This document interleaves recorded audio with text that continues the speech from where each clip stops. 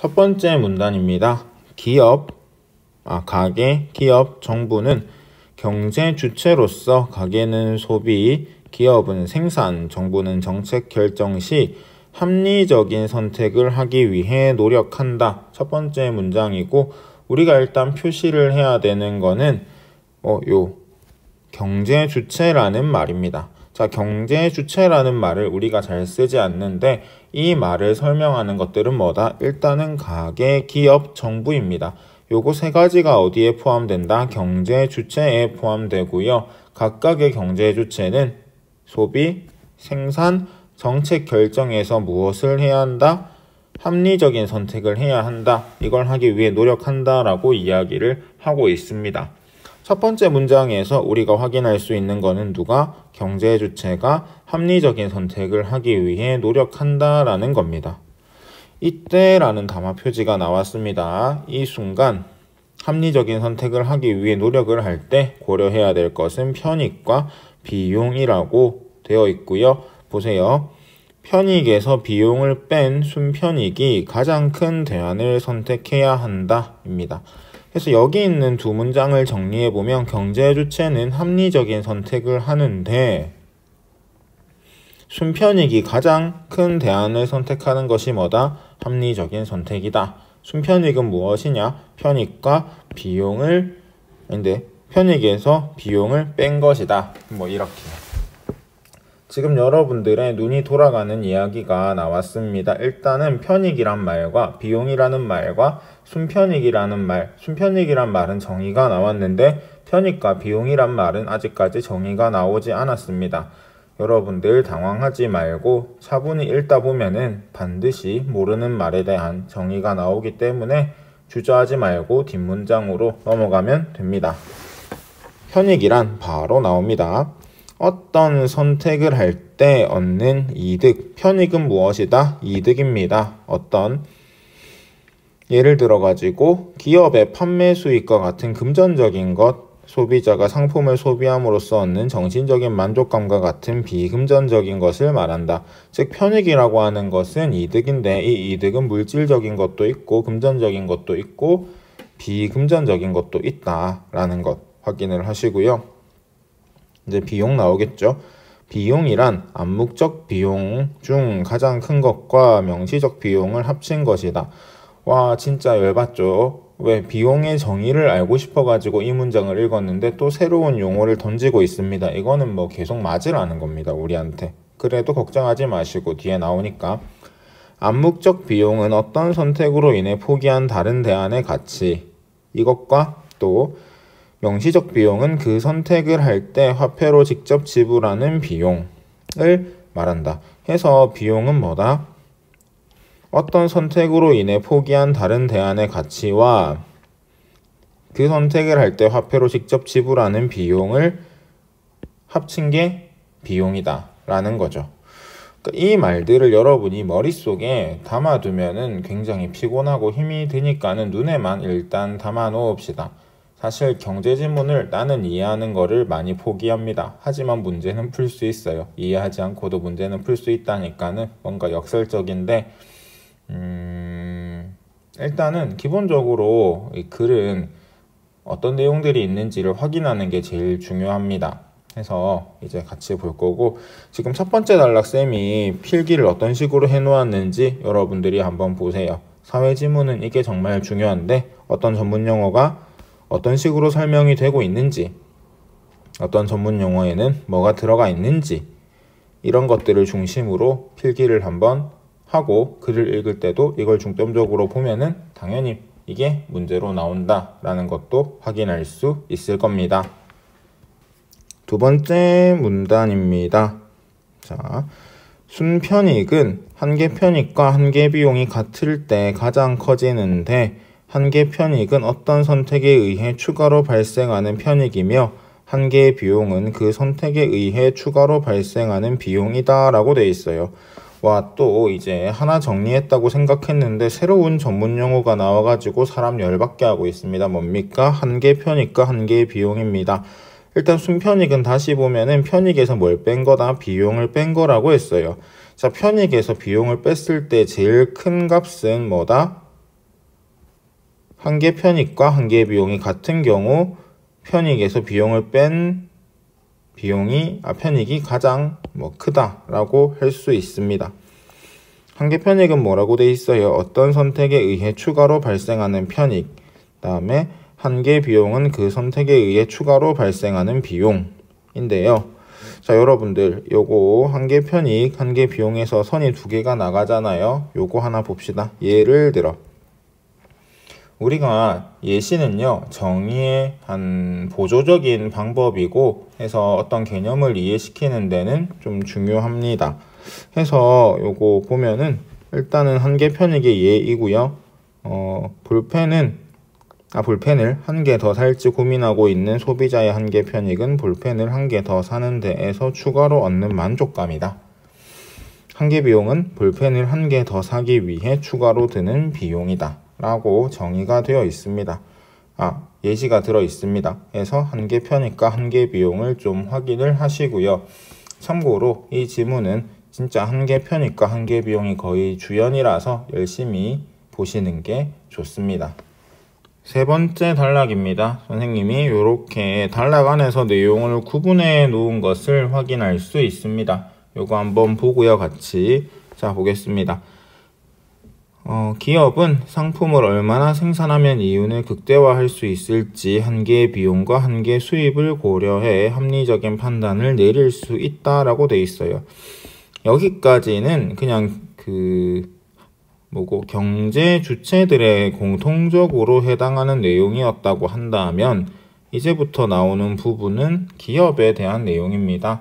참고로 처음부터 끝까지 여기서부터 이제 기업을 중심으로 이야기가 전개됩니다.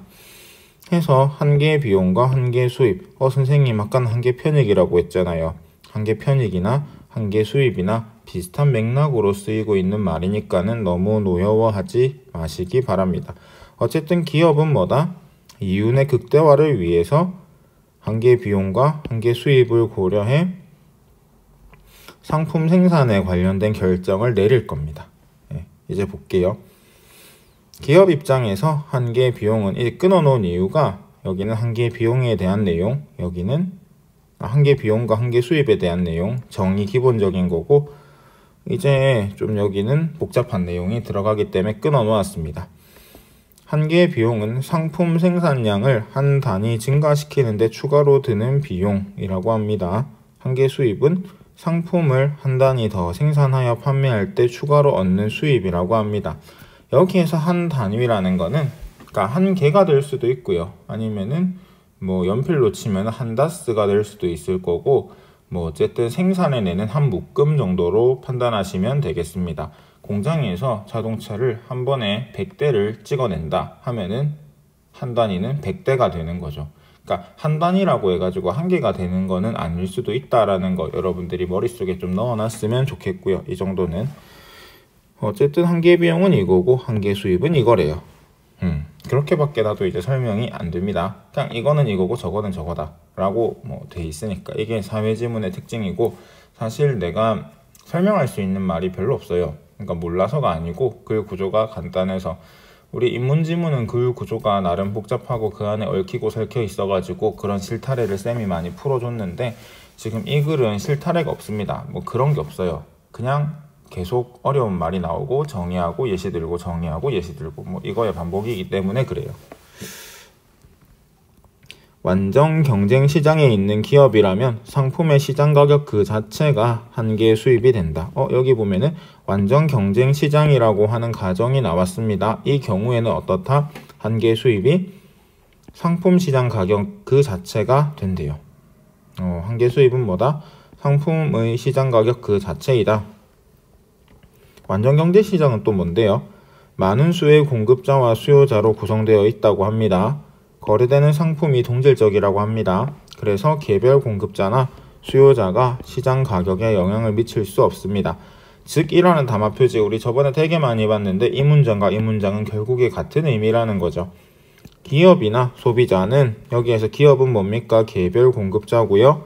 소비자는 누굽니까? 개별 수요자겠죠. 시장에서 결정된 상품 가격을 주어진 것으로 받아들이며 이것이 기업의 한계 수입이 된다. 지금 요거 두 문장 한번 비교를 해볼게요.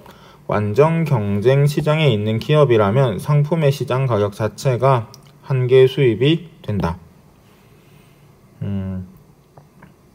즉 기업이나 소비자는 시장에서 결정된 상품 가격을 주어진 것으로 받아들이며 이 가격이 기업의 한계 수입이 된다. 해서 요거 같은 의미가 그냥 요 안에서 반복되고 있다 정도로 보시면 되겠고요. 특이한 거는 뭐다? 완전 경쟁 시장에 대한 설명입니다. 요거 빼고는 다 같은 문장이다 라는 거. 그 다음에 상품을 사려는 사람들이 많아져 시장 수요가 증가하여 상품 가격이 오른다면 한계 수입도 그만큼 동일하게 오른다라고 합니다. 근데 누가 물어볼 수 있어요. 선생님, 아까 개별 수요자가, 소비자가 시장 가격을, 상품 가격을 영향을 미칠 수 없다고 했는데 지금 이거는 사람들이 많아졌다라고 하는 거는 영향을 미친 거 아닌가요? 라고 물어볼 수 있는데, 여기에서 영향을 미친다라고 하는 거는 막 어떤 값을 본인 스스로가 정한다, 약간 이런 맥락이라고 보시면 돼요. 그리고 지금 시장에서 결정된 이라는 표현이 나와 있습니다. 맞지요? 시장 수요가 증가했기 때문에 상품 가격이 오른 거거든요. 그러니까 개별 소비자가 올린 게 아니고 어디에서 결정시킨 거다? 시장에서 결정한 겁니다. 왜? 뭐가 늘었기 때문에? 수요가 늘었기 때문에. 그렇게 생각하시면 됩니다. 그래서 정리를 하자면은, 자, 기업은 한계 비용과 한계 수입을 고려해서 이윤을 극대화할 수 있는 생산에 관련된 결정을 합니다. 합리적인 판단을 합니다. 기업 입장에서 한계 비용은 상품 생산량을 한 단위 증가시키는데 추가로 드는 비용입니다. 한계 수입은 상품을 한 단위 더 생산하여 판매할 때 추가로 얻는 수입입니다. 완전 경쟁 시장에 있는 기업이라면 상품의 시장 가격 그 자체가 한계 수입이 됩니다. 완전 경쟁 시장은 많은 수의 공급자와 수요자로 구성되어 있습니다. 거래되는 상품이 동질적이므로 그래서 개별 공급자나 수요자, 즉 기업이나 소비자가 시장 가격에 영향을 미칠 수 없고 가격을 바꾸는 건 오직 뭐다? 시장이다. 시장 자체에서만 가격을 결정할 수 있다. 해서 시장 수요가 증가하여 상품의 가격이 오른다면 한계 수입도 그만큼 동일하게 오르게 된다고 합니다. 생산을 계속할 때 손실이 발생하는 상황이 아니라면 기업은 한계 비용과 한계 수입이 일치하도록 생산량을 조절해 이윤을 극대화할 수 있습니다. 이 부분이 중요한 지점이니까 한번 보세요. 이제 전문 용어들 간의 관계가 나옵니다. 그러니까는 이게 이거다 라는 거예요.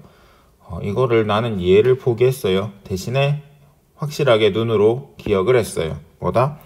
한계 비용과 한계 수입이 일치하도록 생산량을 조절하는 것이 뭐다? 이윤을 극대화시키는 방법이라고 합니다. 그래서 생산을 계속할 때 손실이 발생하는 상황이 아니라면 기업은 어떻게 한다? 한계 비용과 한계 수입이 어떻게 일치하도록 생산량을 조절한다고 합니다. 이게 뭐 할 수 있는 방법이다? 이윤을 극대화할 수 있는 방법이다. 그래서 요 두 개를 이어주면은 조금 더 도움이 될 것 같아요. 이윤을 극대화할 수 있는 방법은 뭐다? 한계 비용과 한계 수입이 일치하도록 하는 것. 그래서 한계 비용이 한계 수입보다 큰 경우에는 어떻게 하고 상품 생산량을 한 단위 더 줄일 때 그로 인해 추가로 절약되는 비용이 줄어들 수입보다 크므로 생산량을 줄여 이윤을 증가시킨다고 합니다.